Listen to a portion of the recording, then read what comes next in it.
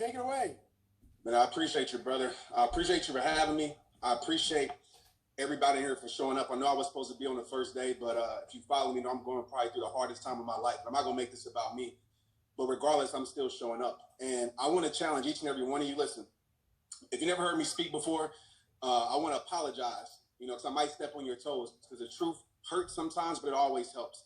And I want to tap into you really looking at yourself and understanding the greatest you that's inside of you. Like, I told my son this other day and his friends, we're out on vacation, we were working out, and I told him to look in the mirror. I said, look in the mirror. I said, I don't care what's going on externally. I don't care about 2020. I don't care about haters. I don't care about opinions. I don't care about anything externally. What I care about is your internal self. And so many people, they allow the things that externally are happening to them, right? They're allowed, whether it be failure, whether it be all these things that's happening to them to control their internal self. And I get it. It's hard. But I want to challenge everybody in here to tap into the warrior that's inside of you. I promise you, you have that warrior inside of you. All the high-level people I know, whether it's celebrities, whether it's the high-level mom and dad that you never heard of, they all tap into that warrior. This is the truth about 2020. And I want to just share this before I get started. 2020 sucks, right, for a lot of us. It sucks that, things have changed. I'm having to speak through a cell phone. We're not able to have events. Maybe your business has suffered. Maybe you dealt with people who are sick. All of these things are happening. But I have a question for you. Okay, how are you going to respond? And I know a lot of you responded with greatness because you showed up, but this is the truth. You might not be in control of what life tries to give you, but I promise you this, you are always in control of how you respond. And you got a choice. There's going to be two types of people at the end of this year. There's two types of people right now in this year. There's a person that is the 99%. And I know a lot about being the 1%. I'm not trying to pat myself on the back. I'm not trying to brag or anything like that. But my whole entire life, whether it be an NFL player or whether it be what I do now, I understand what it takes to be the 1%. And I'm going to tell you right now, it's not that hard. It's about really making up your mind. A made-up mind is the most powerful thing in the world. And a lot of us on this call right now, and I might be talking to you, the reason you're not at where you want to be because you haven't made up your mind. Like, you're going in there tiptoeing. This is the thing about, and I'm sorry, I bounce around a lot. I follow my heart, guys. So I promise you, I'm going to have to write fast. I'm going to follow my heart on this. And you guys, I promise you, I'll circle it back all around. But I'm going to follow my heart right now. A lot of times we're not at where we're meant to be at in our life, not because we don't have the capabilities, not because we don't have the talent, not because of whatever excuse you're trying to give yourself. It's because you don't believe. I'm going to tell you right now, it's not about you believing necessarily for people to believe in you. It's about, do you believe in yourself and what you do for other people to believe in you? Belief is contagious. Understand that. If you get around me for 24 hours, I promise you will know that I live it, that I breathe it, that I be it. It's a part of my DNA. So if I was around you for 24 hours, what your life say, right, by your actions, not by your words, because we live in a generation where it's easy to type it, it's easy to tell everybody that you're doing this and you're doing that, and it's so easy to do that. But offline, how are you showing up? Because I'm more concerned from a mental health perspective and from a grind perspective. I'm more concerned about your offline life than your online self.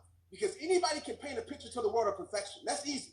Anybody can, hide what they're going through. But a true warrior knows that they're going to go through struggle, knows that they're going to go through setbacks, knows they're going to have to climb mountains, but they know that these are the things that build them. There's no growth without growing pain. So if you're suffering right now, you're like, man, this is unfair. Maybe that unfairness is the biggest blessing in your life because it's building something inside of you that no perfection could have built. This year is building something inside of you that no perfect year could have built. So there's going to be two types of people out of this year. There's going to be a person that uses this year and complains the rest of their life and say, this is like their period to the end of their story this year. 2020 is their period. Nothing more. No more chapters. This is going to be the rest of their story. They'll tell their grandkids about 2020 and how it messed up everything, and they're going to accept it, that this is the end of their story. But then there's you, right? Then there's you that said, this ain't no period, right? This might be a little bit uncomfortable. This chapter might be a little bit not perfect like I want it to be, but I know this chapter of my life is building something inside of me that's going to show up maybe 2 months from now, maybe 2 years from now, maybe 20 years from now. So this is just a semicolon, right? This is just another chapter. And I always know I'm in control of turning the page. So you're just a choice. Please write this down. And remember this every single day you wake up, because every single day is a new beginning. You're a choice away from a new beginning. And you're a commitment away from a new life. And a commitment is staying loyal to what you said you were going to do. Not me, not Eric, not John Maxwell, who comes on here, Les Brown, Dean, all these guys that I know that are incredible, and women that I know, Jesse. Like, it's not about what they said for you. It's about what you said. And I know this is about commitment. Inconvenience always exposes commitment.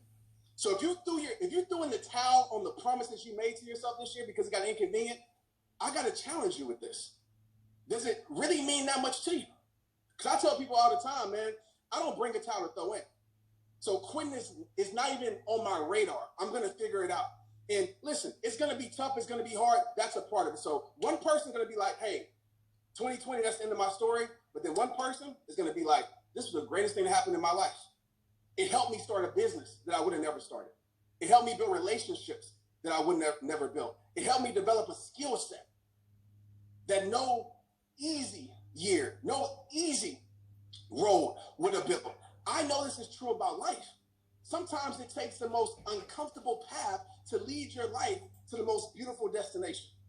Sometimes it takes climbing those dark valleys to get to that beautiful peak. And this is a part of the process, and you got to trust the process. But if you quit every single time it gets hard, if you throw in the towel, if you look out, I call it the blame and complain mindset. It's everybody's fault. It's your mama's fault. It's your leader's fault. It's everybody's fault. You will never change your life. I live by these 5 words. It all starts with you. Because when you look at yourself and you point the thumb at yourself and you say it's on me, where my life goes or doesn't go, it's on me. What I choose to accept or I don't accept, it's on me. How I choose to show up for my life, no matter how inconvenient it may be, it's on me. How I choose to show up for those that are dependent on me, it's on me. When you realize that you hold the responsibility, but Trent, you don't understand what's happened to me. I get it. But you have to accept that the responsibility is in your hands. Because if you leave the responsibility and all these excuses, all these unfair things in life that happen, guess what? You give those things the power to control your life. So my question to you when you leave here today, and you probably thought about this, is what's going to be your deep-rooted reason? I'm not talking about no surface-level reason. I'm not talking about money and being rich and having a nice house. Like, those things are cool. But I'm going to tell you something. If you don't find a deep-rooted reason, once you get those things, you're going to stop going hard. If you don't have a deep-rooted reason, if I get a lot of people on social media following me, I got 12 million people across social media, and it's not enough. You have to find a deep-rooted reason that doesn't budge in inconvenience. You got to find a deep-rooted reason that doesn't leave right when other people leave your life. You got to find a deep-rooted reason that continues to have you show up even when people aren't showing up for you. So what's going to be that reason that carries you through for the rest of your life? I want you to really dive deep on that and find that why, find that reason, because it has to be that deep. Let me tell you something right now. I'm sorry, guys. I'm too passionate for you. I'm sorry, but I really care. Like, straight up. I'm gonna tell you right now. If you don't bring tears to your eyes when you talk about like your life and what you want to leave here and what you want to do for people, your why isn't strong enough. And I always say weak why equals weak action. Period. Strong why, strong reasons equals strong actions. So if it doesn't bring tears to your eyes, if it doesn't wake you up early, doesn't keep you up, and I believe in rest, but if it doesn't keep you up late at night, you have to ask yourself, does it really mean that much to you? And some of you right now are like trying to have a consistency problem. I want to learn how to be consistent. I wasn't going to talk about this, but I'm going to throw this in here. Let me tell you this right now. You don't have a consistency problem. What you have is to understand how important it is problem. Some of you have been consistent in things that haven't helped your life for years. Some of us have stayed in bad relationships for years and been consistent at it when it's been nothing but giving us pain. Some of us have stayed at a job that sucked, but we showed up every single day. We've been consistent. Some of us have went to school and we hated school, but we showed up every single day. So you don't have a consistency problem. You just have a problem of being consistent to the wrong things. You don't have a consistency problem. You have a commitment problem. So if you can be consistent to the wrong things, if you can be consistent to the things that you hate, why can't you be consistent to the things that you say you love? That's my question. Why? Right? This is your life. We hear it all the time. This is my dream. This is my life. This is my life. But yet, you treat your dreams like a hobby, and then you get mad when you're